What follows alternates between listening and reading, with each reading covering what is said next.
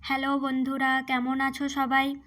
আমি প্রতিমা ঘরকন্নাতে তোমাদের জন্য আজকে নতুন একটা রেসিপি নিয়ে চলে এসেছি। তোমরা কি এই সবজিটা চিনতে পারছো? এটা হলো ডুমুর ফল। গ্রামাঞ্চলে এটি খুবই পরিচিত একটি সবজি। আর আজকে আমি এই ডুমুর ফল দিয়ে অতি পুরনো দিনের একটা রেসিপি, এই ডুমুরের সবজি বানিয়ে দেখাবো। প্রথমে আমি ডুমুরগুলো কেটে নেব। দেখো, আমি একটা স্টিলের পাত্রে জল নিয়েছি এবং তাতে লবণ দিয়ে দিলাম। এবারে দেখো কিভাবে কাটছি। এইভাবে কেটে নিতে হবে, কেটে জলে রেখে দিতে হবে। এইভাবে কেটে ওই নুন জলের মধ্যে রেখে দিলে ডুমুরের আঠাগুলো সব জলের মধ্যে বেরিয়ে যাবে এবং ছাড়ানোর সময় হাতে এর আঠাগুলো বেশি লাগবে না। দেখো বন্ধুরা, আমি প্রথমে কেটে জলে রেখে দিয়েছিলাম। এবারে আমি ছুরির সাহায্যে এর খোসা ছাড়িয়ে নিচ্ছি। এটা তোমরা চাইলে বটিতেও ছাড়িয়ে নিতে পারো। আমি এটা এইভাবে ছুরিতে ছাড়িয়ে নিলাম। এবারে দেখো, মাঝামাঝি এইভাবে কেটে নিতে হবে। কেটে আমি এখানে চামচ নিয়েছি। চামচের পেছন দিয়ে এইভাবে এর বীজগুলো বের করে দিতে হবে। বন্ধুরা, তোমরা চেষ্টা করবে এইভাবে নরম ও কচি কচি ডুমুর নিয়ে রান্না করার। এই ডুমুর নরম অবস্থাতেই রান্না করে খেতে ভালো লাগে। একটু বেশি দিনের হয়ে গেলে ডুমুর শক্ত হয়ে যায় এবং এর বীজগুলোও অনেক শক্ত হয়ে যায়। ডুমুরগুলো খুবই নরম, খুবই কচি, বীজগুলো বেশি শক্তও হয়নি এখনো। তবু আমি বীজগুলো ছাড়িয়ে দিচ্ছি। বীজগুলো ছাড়িয়ে দিলে রান্নাটা ভালো হয় এবং খেতেও ভালো লাগে। বন্ধুরা, ভিডিওটা স্কিপ না করে সম্পূর্ণ দেখতে থাকো। আমার ভিডিও তোমাদের ভালো লাগলে লাইক, কমেন্ট, শেয়ার করে দিও। আর আমার চ্যানেলে আরও নতুন নতুন রেসিপি দেখার জন্য চ্যানেলটাকে সাবস্ক্রাইব করে দিও, যাতে আমি যখনই ভিডিও পোস্ট করব তোমাদের কাছে এই নোটিফিকেশান চলে যাবে। এই ডুমুরের সবজি বানাতে একটু টাইম লাগে বন্ধুরা, কারণ এর বীজগুলো ছাড়াতে হবে, না হলে তো ভালোই লাগবে না। এর খোসাও ছাড়াতে হবে। দেখো, আমি একটা একটা করে সবগুলো বীজ ছাড়িয়ে নিচ্ছি।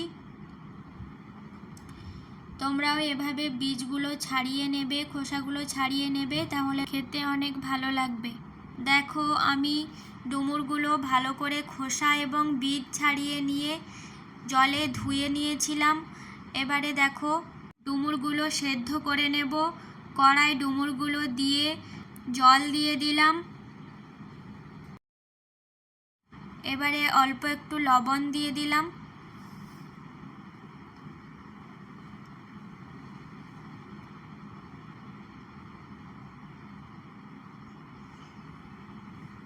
অল্প একটু হলুদ দিয়ে দিলাম। দেখো, একটু নাড়াচাড়া করে দিচ্ছি। এবারে ঢাকা দিয়ে ভালো করে সেদ্ধ করে নেব।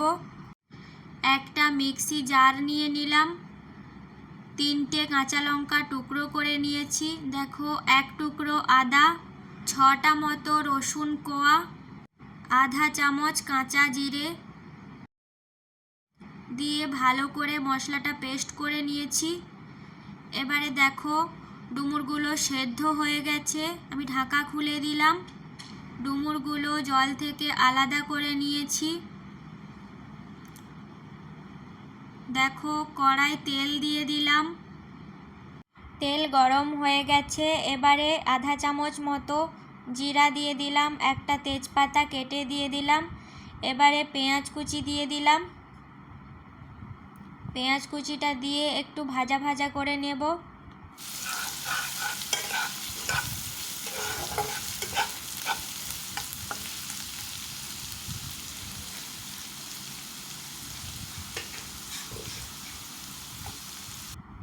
এবারে আলুগুলো দিয়ে দিলাম। পেঁয়াজের সাথে সাথে আলুগুলো ভাজা হয়ে যাবে, তাই আমি একসাথেই দিয়ে দিলাম। তোমরা চাইলে আলুগুলো আলাদা করে আগে ভেজে নিতে পারো।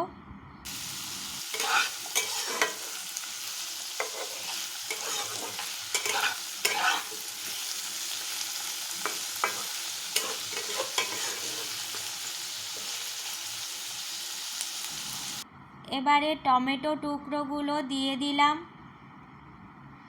দিয়ে ভালো করে নাড়াচাড়া করে নিচ্ছি।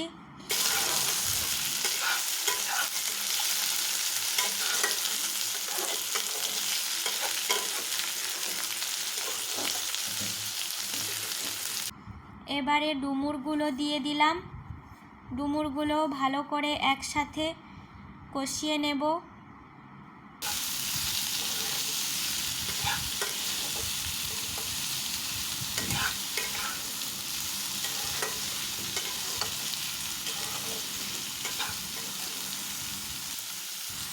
পরিমাণ মতো লবণ দিয়ে দিচ্ছি, লবণ দিয়ে আবারও ভালো করে নাড়াচাড়া করে নিলাম। দেখো আলুগুলো ভাজা ভাজা হয়ে গেছে। এবারে আমি বেটে রাখা সেই মশলার পেস্টটা দিয়ে দিলাম।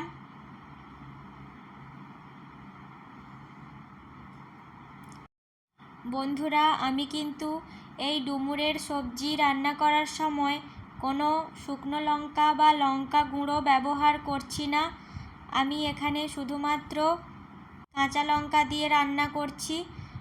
দেখো হলুদ গুঁড়ো দিয়ে দিলাম, এবারে গরম মশলা গুঁড়োটাও দিয়ে দিলাম। মশলা ভালো করে সবজির সাথে কষিয়ে নিয়েছি। সামান্য একটু জল দিয়ে দিলাম, জল দিয়ে ভালোভাবে সব কিছু মিশিয়ে নিচ্ছি।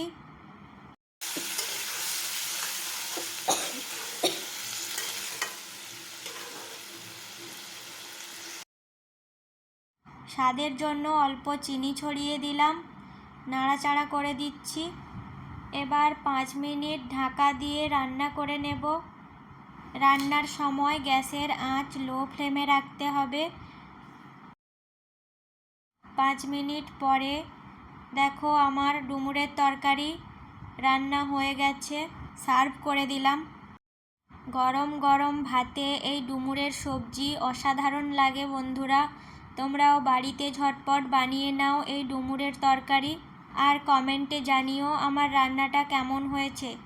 ধন্যবাদ সবাইকে সম্পূর্ণ ভিডিওটা দেখার জন্য। বন্ধুরা, তোমরা এভাবেই আমার পাশে থেকো আর আমাকে সাপোর্ট করো। দেখা হচ্ছে পরের ভিডিওতে। ভালো থেকো সবাই।